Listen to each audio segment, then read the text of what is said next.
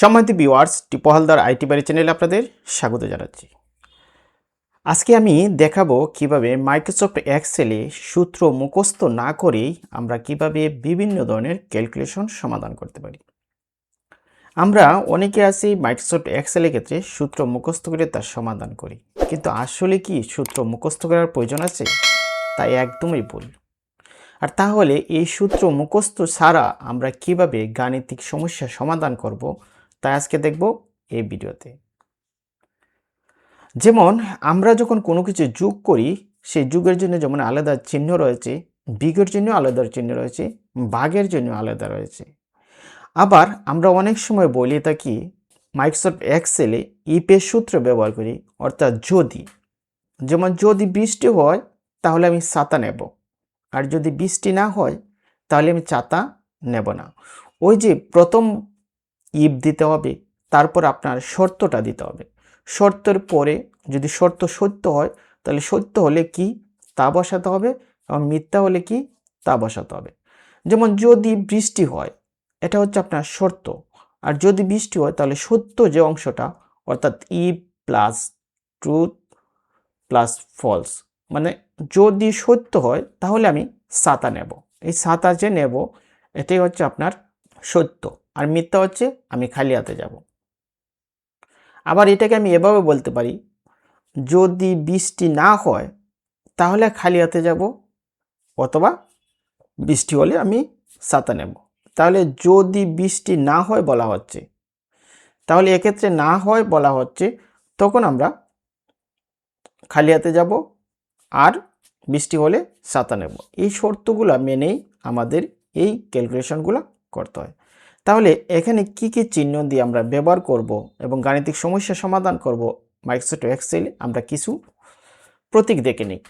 যেমন লক্ষ্য করেন, এখানে এই যে প্রতীকটা যেটা প্লাস চিহ্ন দেওয়া আছে, এটাই মাইক্রোসফট এক্সেলে যোগের ক্ষেত্রে আমরা ব্যবহার করব। তারপরে যে মাইনাস চিহ্ন, এটা আমরা বুঝতেই পারছি যখন কোনো বিয়োগের ক্ষেত্রে আমরা এই সাবস্ট্রাকশনটা চিহ্নটা ব্যবহার করব। আবার যখন আমরা গুণ করব, গুণের সময় আমরা এক্স চিহ্ন দিলেও কিন্তু মাইক্রোসফট এক্সেলে গুণ বলতে এই স্টারকে বোঝানো হয়, যা আপনারা কিবোর্ডের নাম্বার ফাংশনে দেখতে পারবেন। আবার যখন আমরা ভাগ করব, তখন আমরা গণিতের ক্ষেত্রে, বীজগণিতের ক্ষেত্রে ভাগ চিহ্ন দেওয়া থাকলেও কিন্তু এখানে এই ভাগ চিহ্নটা অবলিকের মতো ব্যবহার করা হয়, আর পার্সেন্টেজ তো পার্সেন্টেজ। আর এই যে এই চিহ্নটা যখন ঘাত ব্যবহার করা হয়, তখন এক্সপোনেনশিয়েশন এই চিহ্নটা ব্যবহার করা হয়। আরও কিছু চিহ্ন আছে, যেমন যখন আমরা দেখব শর্তটি বসাতে হবে, তখন সবার আগে ইকুয়াল দিতে হবে, ওই যে শূন্য। আর যখন আমাদের কোনো কিছু বড় বের করতে হবে, অর্থাৎ গ্রেটার দেন বের করতে হবে, তখন এই চিহ্নটি ব্যবহার করতে হবে। আর যখন লেস দেন অর্থাৎ ছোট চিহ্নটি ব্যবহার করব, তখন আমরা এই চিহ্নটি ব্যবহার করব। আর এই যে গ্রেটার দেন প্লাস একসাথেই গ্রেটার দেন আর ইকুয়াল আছে, অর্থাৎ যখন সমান অথবা বড়, তখন আমরা greater than or equal two ব্যবহার করব।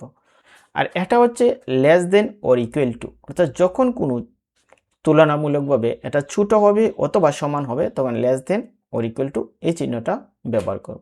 আর যখন কোনো সমান হবে না, এটা হচ্ছে নট ইকুয়াল টু। এই চিহ্নগুলো যদি আমরা ব্যবহার করতে পারি, এটাকে বলা হয় অপারেটরস। অর্থাৎ মাইক্রোসফট এক্সেলে এই অপারেটরগুলো যদি আপনি জানতে পারেন, তাহলে সহজেই মাইক্রোসফট এক্সেলে সকল কাজ করতে পারবেন। আর তা কীরকম, চলেন আমরা এখন প্র্যাকটিক্যালি দেখি। লক্ষ্য করেন, এখানে আমি একটি মাইক্রোসফট এক্সেল নিলাম। এই এক্সেলে বেশ কিছু নাম্বার দিয়ে রাখলাম। এখন এই নাম্বারগুলো থেকে আমরা আমাদের কাজগুলা করব। আমি এই দুটি কলাম সিলেক্ট করি, আমি এটা ডিলিট করে দেবার জন্য আমি সিলেক্ট করলাম, তারপর কন্ট্রোল একসাথে কন্ট্রোল আর মাইনাসে প্রেস করব, এটা ডিলিট হয়ে গেল। লক্ষ্য করেন, এখানে কিছু শিক্ষার্থীর নাম আছে, আর এখানে বিষয় আছে, তো বাংলা আর ইংলিশ। আমি দুটো বিষয় নিছি আমার শর্তগুলো বোঝানোর জন্য। তারপরে এখানে এই বাংলা বিষয়ে তার মার্কটা আমি দিলাম, এইটা হচ্ছে মার্ক। এখানে গ্রেড পয়েন্ট আমি আর দেই নাই, এটা পরবর্তীতে দেখাবো। এখানেও মার্কটা আমরা দিলাম, গ্রেড পয়েন্ট পরবর্তীতে দেখাবো। আমি এগুলো বোঝানোর জন্য এই সবগুলোরে আমি একসাথে সিলেক্ট করে নিলাম। তারপর এখান থেকে বর্ডার সিলেকশন করার জন্য হোম ট্যাবের এই যে কমান্ড গ্রুপ আছে ফন্ট, এখান থেকে অল বর্ডার আমি সিলেক্ট করে দিলাম, আমার বর্ডারটা চলে আসছে। আমি এটা পূরণ করার জন্য আমি এটা জাস্ট সিলেক্ট করে দিলাম, তারপরে ফিল কারের গিয়ে এটা ফিল করে দিলাম। এখন লক্ষ্য করেন টোটাল নাম্বার বের করতে হবে। টোটাল নাম্বার মানে এটা আর এটা যোগ করতে হবে। তাহলে এই যে টোটাল নাম্বারটা বের করার জন্য আমি প্রথমে সমান চিহ্নটা টাইপ করছি, ইকুয়াল, সমান দেওয়ার পর যোগ করতে হবে। আমি একে সহজ ভাষায় একটি যোগ দেখাচ্ছি, যেটা হচ্ছে আমি এখন এই সেলটা যোগ করব। এই প্রত্যেকটা সেলের নাম্বারটি হচ্ছে সবসময় মনে রাখবেন, এই যে এটা হচ্ছে কলাম আর এটা হচ্ছে রো, অর্থাৎ রো আর কলাম মিলেই নাম্বারটা হয়। যেমন এটা হচ্ছে বি কলামের আর সেল নাম্বার হচ্ছে যেখানে 4, অর্থাৎ এটা হচ্ছে B4।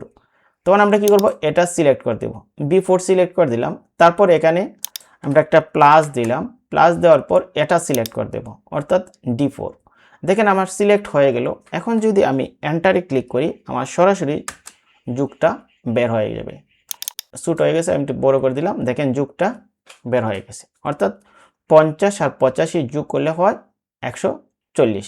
এখানে দশমিক করে দুইটা শূন্য দেখা যাচ্ছে, আমরা এই দশমিক করে শূন্যটা রাখতে চাচ্ছি না। এই জন্য কী করবো, আমি এইগুলো একটু সিলেক্ট করব, এই গড়গুলা সিলেক্ট করার পর এই যে হোম ট্যাব থেকে এই যে নাম্বার গ্রুপ আছে, এখানে এই যে ডিক্রিজ ডিসিমল আমি এটা 0 করে দিলাম। এখন দেখেন আর কোনো কিছু দেখা যাচ্ছে না। এখন নিচেরগুলো যদি আমি যোগ না করতে চাই তাহলে কি করব, এই প্রথম যুগটাকে সিলেক্ট করব। সিলেক্ট করার পর এখানে কার্সরটা আনার সাথে সাথে দেখেন প্লাস আইকন আছে, এটার আমি এভাবে চাপ দিয়ে ধরে নিচে এনে যদি কার্সরটা ছেড়ে দিই, দেখেন আমার সবগুলার যোগ হয়ে গেছে। আবার এটা ছাড়াও আমরা যোগ করতে পারি। তার জন্য এটারে যদি আমরা ডিলিট করে দিই, দেখেন সিলেক্ট করলাম, তারপর ডিলিটে ক্লিক করলাম, ডিলিট হয়ে গেল। অন্যভাবে যে যুগটা হবে সেটা হবে, লক্ষ্য করেন, প্রথমে একটা ইকুয়াল টু দেব, তারপর আমি টাইপ করব সাম, সাম মানে যোগ, তারপর আমি একটা ফার্স্ট ব্র্যাকেট দেব। ব্র্যাকেট দেওয়ার পর এই যে গড়টা আছে, এই গড়টা আমি সিলেক্ট করে দিতে পারি।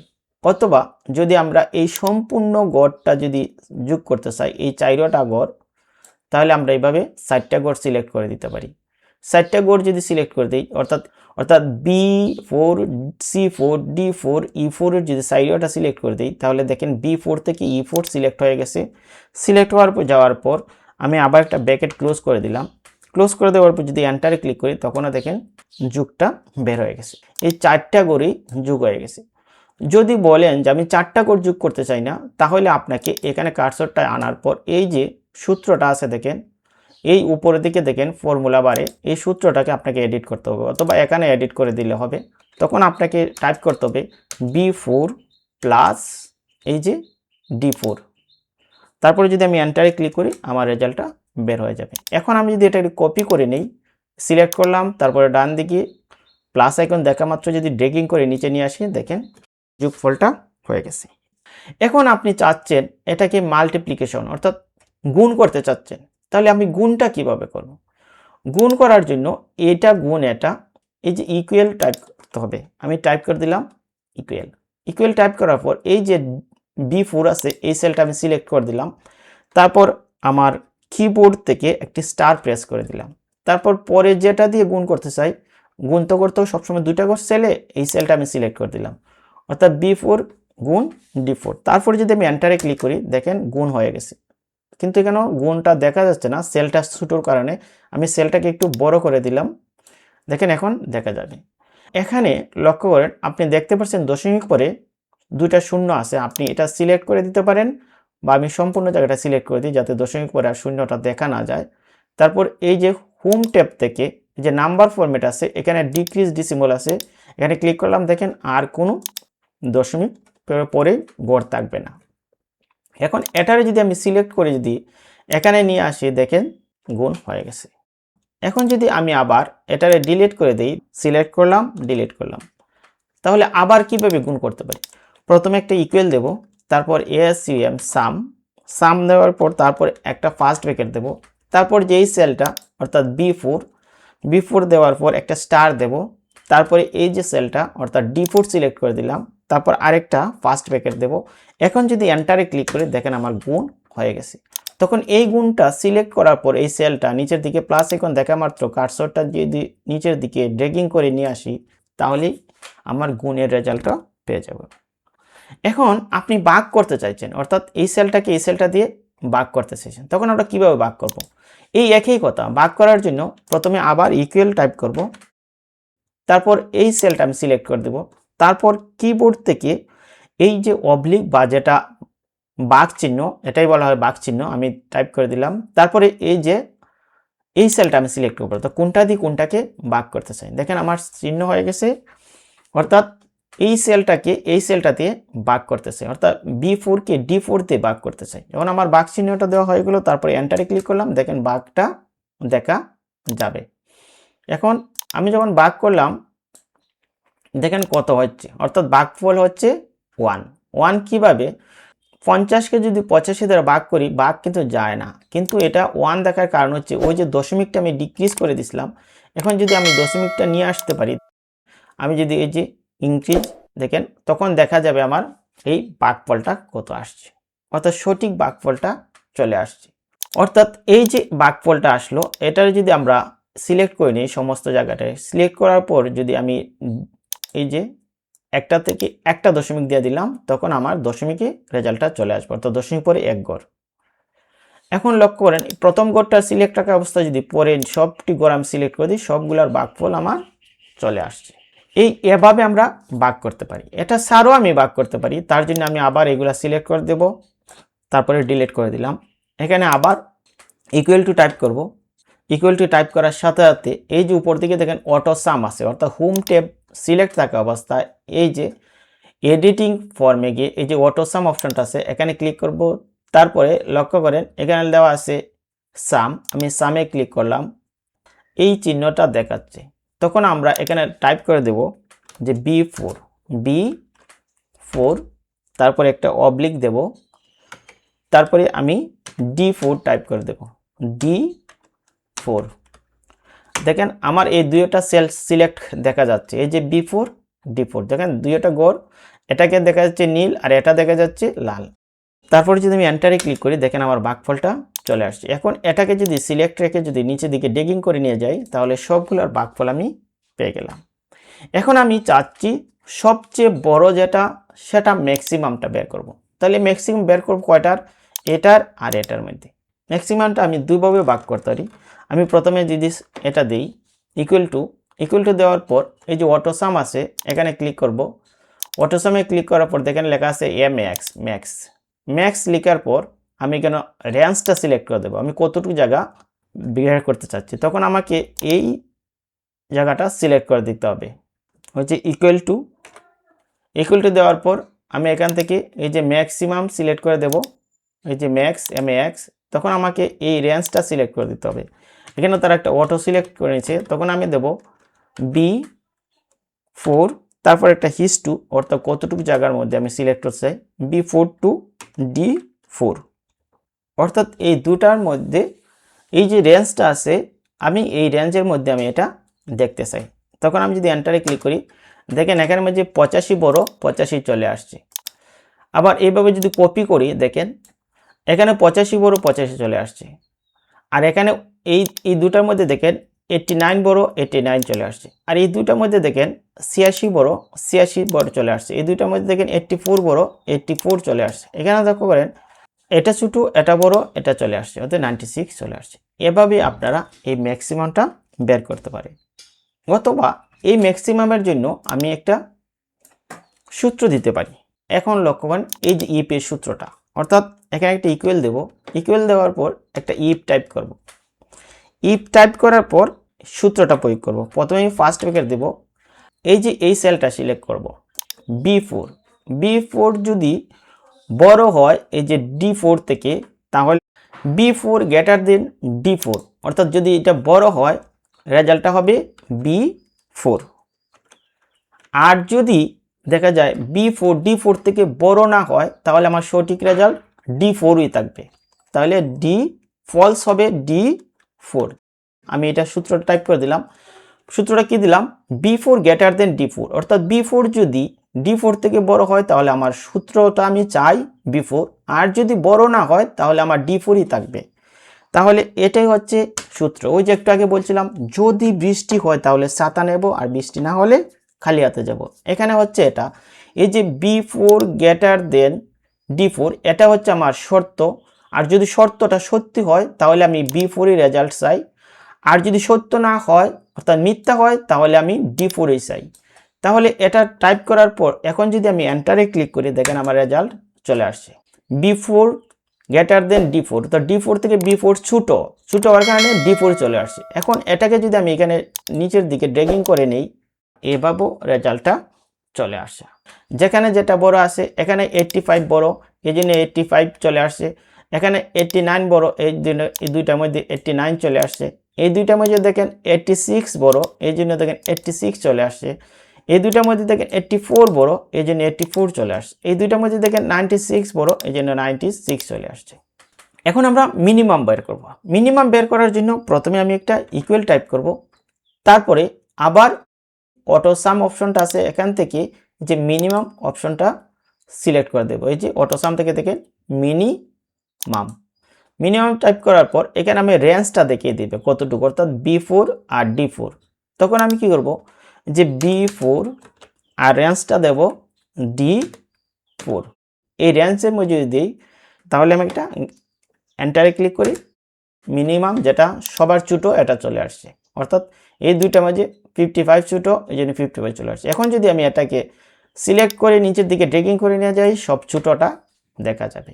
আবার যদি সিলেক্টেড কোনো সেলের মধ্যে আমরা কম্পেয়ার করতে চাই, এই শুধু দুটা সেলের মধ্যে, তখন আমরা কি করব, তখন আমরা এটা আবার সিলেক্ট করলাম, ডিলিট করে দিলাম। তখন আমরা টাইপ করব ইকুয়াল টু, তারপরে MIN minimum, first bracket start করলাম, এই সেলটা সিলেক্ট করে দিলাম, তারপর একটা কমা দিলাম, তারপর পরবর্তী সেলটাও সিলেক্ট করে দিলাম।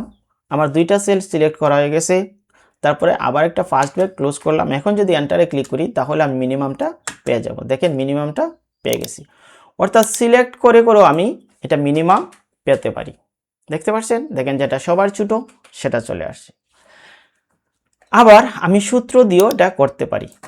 তার জন্য আমি আবার ইকুয়াল টু টাইপ করব, তারপরে ইফ, তারপর আবার ফার্স্ট ব্র্যাকেট। এখন টাইপ করব B4 লেস দেন D4 যদি হয়, তাহলে আমি B4টাই চাচ্ছি, অর্থাৎ যেটা ছোট সেটাই চাচ্ছি। এখন আমি যা টাইপ করলাম B4 লেস দেন D4, অর্থাৎ যেটা ছোট আমি সেটাই চাই। তাহলে সত্য হবে যেটা ছোট সেটা চাই, তার মানে আমি B4টা চাই, B4। আর B4 থেকে যদি D4 বড় হয়, অর্থাৎ ছোট না হয়ে যদি বড় হয়, তাহলে আমি D4ই চাই। তাহলে আমার কি হবে, D4। দেখেন, তারপরে ব্র্যাকেটটা ক্লোজ করে দিলাম। দেখেন কি লিখছি, B4 লেস দেন D4।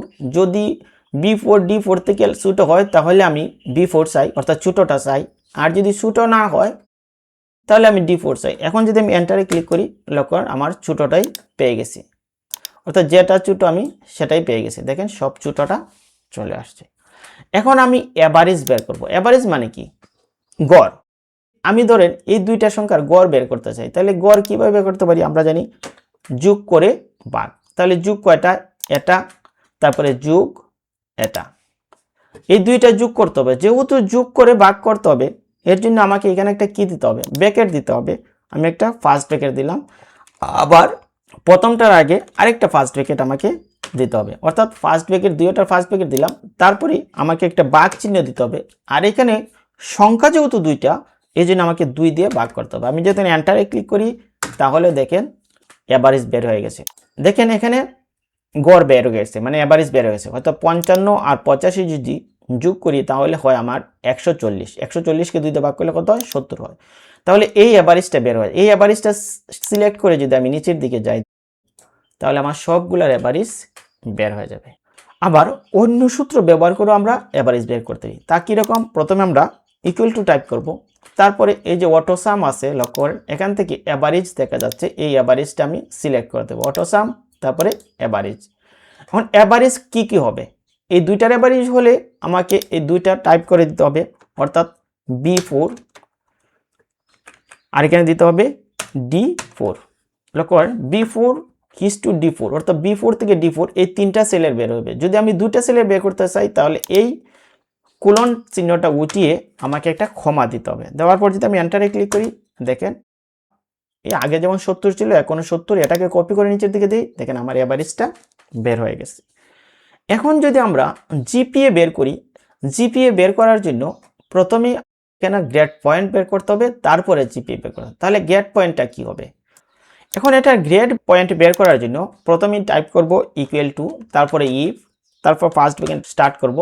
এই সেলটা আমি দিলাম, এই সেলটার নাম কি B four greater than or equal to 80 যদি হয় তাহলে সে পাবে এ প্লাস, আর এ প্লাসের গ্রেড পয়েন্ট কত 5, আমি 5 টাইপ করে দিলাম, তারপরে একটা কমা, তারপরে আবার ইফ, তারপর ফার্স্ট ব্র্যাকেট স্টার্ট, তারপরে আবার B four greater than or equal to 70 হলে তখন তার রেজাল্ট হবে এ মাইনাস মানে কত 4.5, তারপরে আবার কমা, তারপরে আবার ইফ, তারপরে আবার ফার্স্ট ব্র্যাকেট স্টার্ট, তারপরে B four greater than or equal to 60 হলে greater than or equal to 60, তারপরে একটা কমা, 60 মান হচ্ছে এ মানে 4, তারপর একটা কমা, তারপর আবার ইফ, তারপর আবার একটা ফার্স্ট ব্র্যাকেট স্টার্ট, তারপরে B four greater than or equal to 50 যদি হয় তাহলে হবে সে বি মানে কত 3, তাহলে 3 এর উপরে একটা কমা, তারপরে আবার ইফ, তারপর আবার ফার্স্ট ব্র্যাকেট স্টার্ট, তারপরে আবার B four greater than or equal to এখন হবে 40, তারপরে একটা কমা, তারপর 40 হলে কি হবে ডি মানে কত 2, তারপরে একটা কমা, তারপরে আবার ইফ, তারপরে ফার্স্ট ব্র্যাকেট স্টার্ট, তারপরে আবার B four greater than or equal to 33 যদি হয় তাহলে সে হবে ডি মানে কত 1, তারপরে একটা কমা, যদি 33-এর বড় হয় তাহলে ডি পাবে, আর যদি 33-এর চেয়ে ছোট হয় তাহলে আমরা কি টাইপ করব, ছোটটা লিখবো না, জাস্ট আমরা এখানে 0 টাইপ করে দেব, তারপর ফার্স্ট ব্র্যাকেট ক্লোজ করব। এখন যতটা ব্র্যাকেট প্রথম দিকে দিয়ে গেছিলাম ঠিক ততটা ব্র্যাকেট আমরা ক্লোজ করব, একটা টাইপ করলাম, দুটা টাইপ করলাম, তিনটা টাইপ করলাম, চারটা, পাঁচটা, ছয়টা।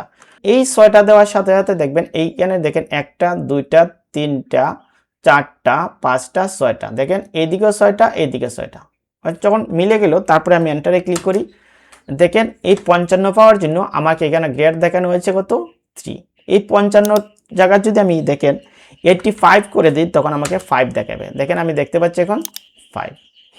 এখন এই যে রেজাল্টটা আছে এটাকে আমি কপি করে অর্থাৎ কন্ট্রোল সি দিয়ে কপি করলাম, এটা এখানে এসে জাস্ট পেস্ট করে দিলাম, দেখেন এই রেজাল্টটা হয়ে গেছে। এখন আমি এটাকে জাস্ট সিলেক্ট করব, লক্ষ্য করেন এটা সিলেক্ট করব, তারপর নিচের দিকে ড্র্যাগিং করে নিলাম, আমার রেজাল্ট কপি হয়ে গেছে। এখন এটারও যদি আমি কপি করে নিই, সিলেক্ট করলাম, তারপর ড্র্যাগিং করলাম, কপি হয়ে আমার রেজাল্ট হয়ে গেছে। এখন আমরা যদি জিপিএ বার করি তাহলে আমার সহজেই জিপিএ বার করা সহজ হবে। এখন লক্ষ্য করেন এখানে জিপিএটা আমি কিভাবে বের করব, তার জন্য আবার এই একটা ইফ ইকুয়াল টু টাইপ করব, তারপরে ইফ টাইপ করার পর আমি একটা ফার্স্ট ব্র্যাকেট দেব, ফার্স্ট ব্র্যাকেট দেওয়ার পর এখানে বলতে হবে এই যে দুইটা রেজাল্ট করলো অর্থাৎ এখানে যদি কোনো একটাতে সে 0 পায় মানে ফেল করে তাহলে তার আর জিপিএ থাকবে না, তখন আমরা তার জিপিএটা 0 দেখাবো বা ফেল দেখাতে পারি, ফেলও দেখাতে পারি। আর যদি আমরা মনে করি সে পাস করবে তাহলে আমরা শুধু তার জিপিএটা আমরা এখানে নিয়ে নেব। তাহলে আমরা ফার্স্ট ব্র্যাকেট দিলাম, তারপরে এখানে অর ব্যবহার করব, অর ব্যবহার করার অর্থ হলো কোনো একটাতে যদি সে ফেল করে অর্থাৎ বাংলা অথবা ইংলিশে কোনো একটাতে যদি ফেল করে তাহলে তার রেজাল্ট আসবে এফ। তার জন্য আমি কি করব, প্রথমে অর টাইপ করব, অর টাইপ করার সাথে সাথে আবার একটা ফার্স্ট ব্র্যাকেট দেব, তারপর আমাকে এই সেলটা সিলেক্ট করে দিতে হবে, এই সেলটা সিলেক্ট করে দিতে হবে। এই সেলটার নাম কি C4 লেস দেন 1 মানে একের চেয়ে যদি কম হয় অথবা আর এখানে ওয়ার দেব না, এই যে ওয়ার দিয়ে অথবা বুঝে নিয়ে গেল। তারপর আমরা এটা সিলেক্ট করব অর্থাৎ E4 লেস দেন 1 হয় তাহলে আমাদের এইটা ক্লোজ করে দেবো, আর তো কোনো গেট পয়েন্ট নাই, এটা ক্লোজ করে দেবো।